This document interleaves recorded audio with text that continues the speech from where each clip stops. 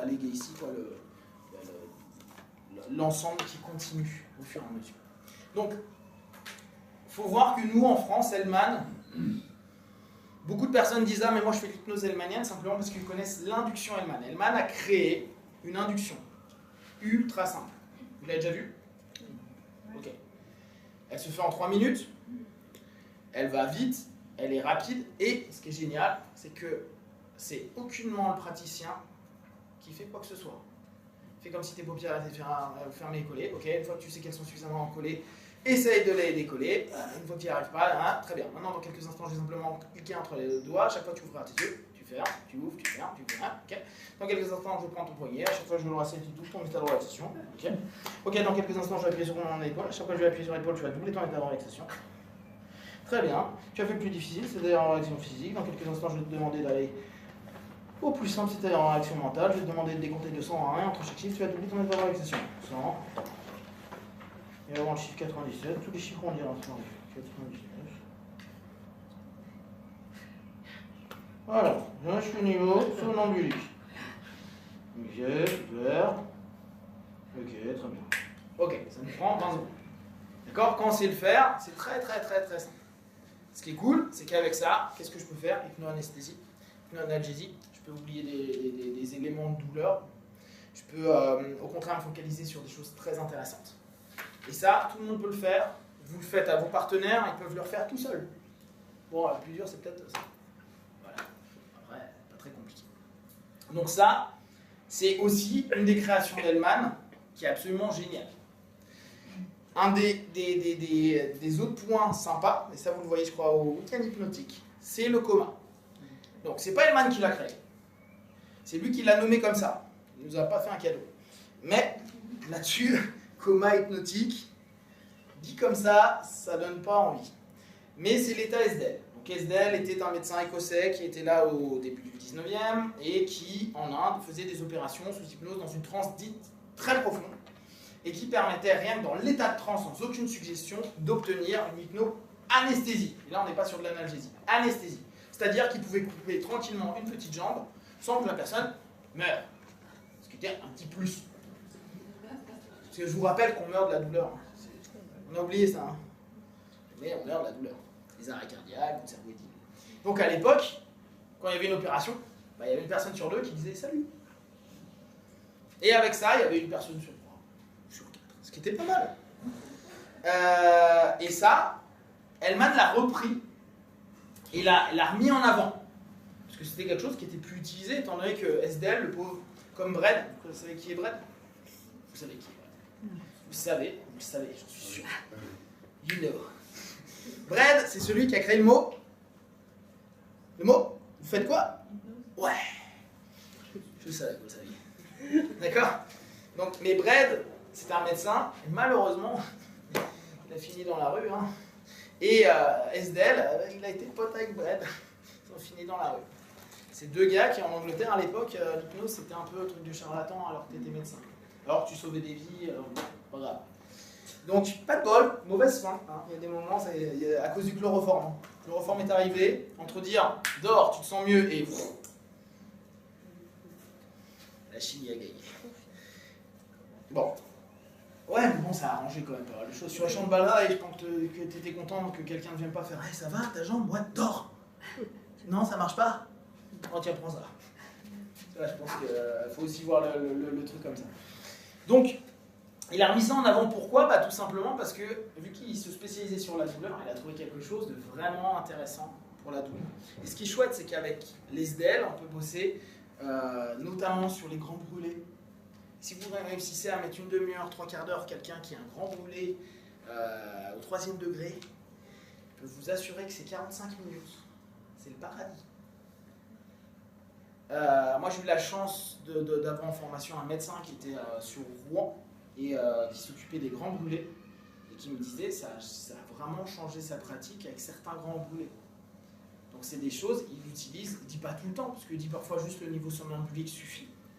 Mais ça a permis quand même des gros changements. Donc, ça, c'est chouette comme notion. Après, aujourd'hui, on ne fait pas d'opération, on n'en fait plus, même je crois aux US, ils ne font plus d'opération sous Esdell. Alors qu'avant, on faisait de l'opération sous Esdell. Pourquoi? Parce que la pression, elle change. Vous Vous avez déjà vu ce que ça donnait, une catatonie et tout ça? Week-end hypnotique. Week-end hypnotique. Vous verrez, la catatonie, c'est quelque chose d'assez sympa. Alors, je vais vous le montrer en 2 secondes.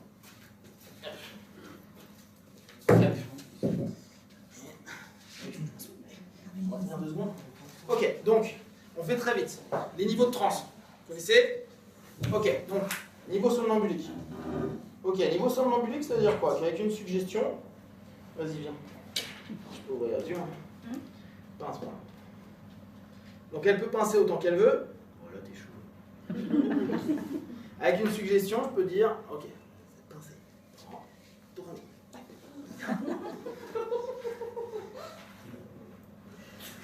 Bah, fais plus simple, appuie si fort. Voilà. Donc là, avec une suggestion, je peux enlever la douleur. Okay.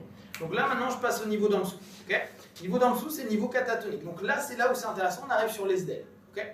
Les SDL, vous allez voir, c'est assez particulier. Non, je vais réussir à parler, t'inquiète. Alors, je descends des niveaux. Okay. Vous allez... alors, ouais, ça serait pas...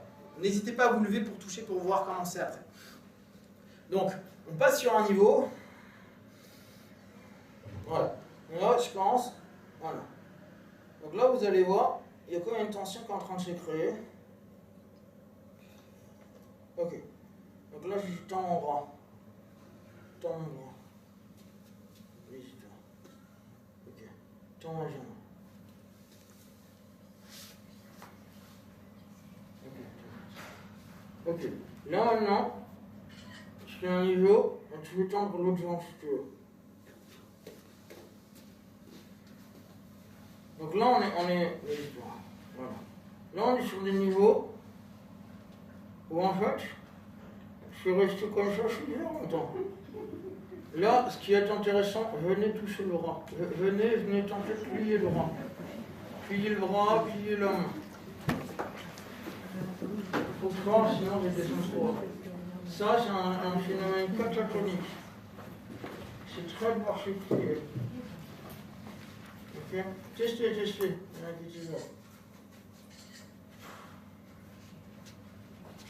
Et c'est bizarre. Donc avec ça, on peut facilement opérer. Tu peux y aller, hein, t'inquiète. Ça va plier au bout d'un moment. C'est juste que tu as eu 100% là-dessus. Ouais, tu peux aussi, si tu veux, penser, faire ce que vous voulez. Il n'y a pas de retour. Ok, tout le monde va tester, c'est important. Donc, hop, je vais pas aller plus loin. Voilà, premier niveau somnambulique. Ok, donc ça, c'est un niveau SDL. Donc là, je suis bien barré. Ok. L'intérêt de l'SDL, c'est que justement, vous avez eu cette catatonie-là. Je ne suis pas complètement revenu. C'est que ça permet de couper et d'avoir une tension musculaire suffisante pour faire une opération intéressante. Là aussi, j'ai eu la chance d'avoir pas mal de médecins sur ces séminaires-là qui justement vérifiaient. Ils disaient ah ouais, c'est vraiment intéressant, on sent qu'on pourrait faire de la chirurgie.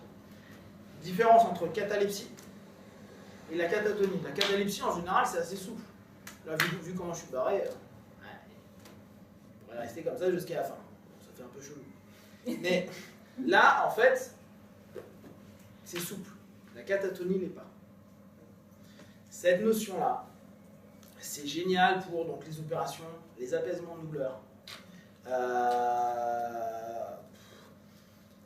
Il y a Poulpi, donc un hypno sur Strasbourg, Nicolas Wolf, qui a beaucoup bossé avec pour travailler la bipolarité. Moi, j'ai pas vu les mêmes choses que lui, mais lui, il s'était vraiment spécialisé là-dessus et ça avait eu des feedbacks intéressants. Donc, intéressant à savoir que niveau coma, il y a quelque chose d'intéressant. Maintenant, il y a Inès Simpson qui a travaillé, elle a un protocole au travers de l'ESDEL. Il y a des choses qui se font. Mais on a eu la chance d'avoir Hellman qui a surtout remis ça en avant ces dernières années. Donc ça, ces dernières années, il y a 60 ans. Chose intéressante qu'on a eu la chance d'avoir grâce à Hellman. D'accord ? Donc imaginez les médecins, comment ça pouvait les arranger à certains moments. Aujourd'hui, pensez, grâce à De Framondville, maintenant on a l'hypnoanalgésie, où il y a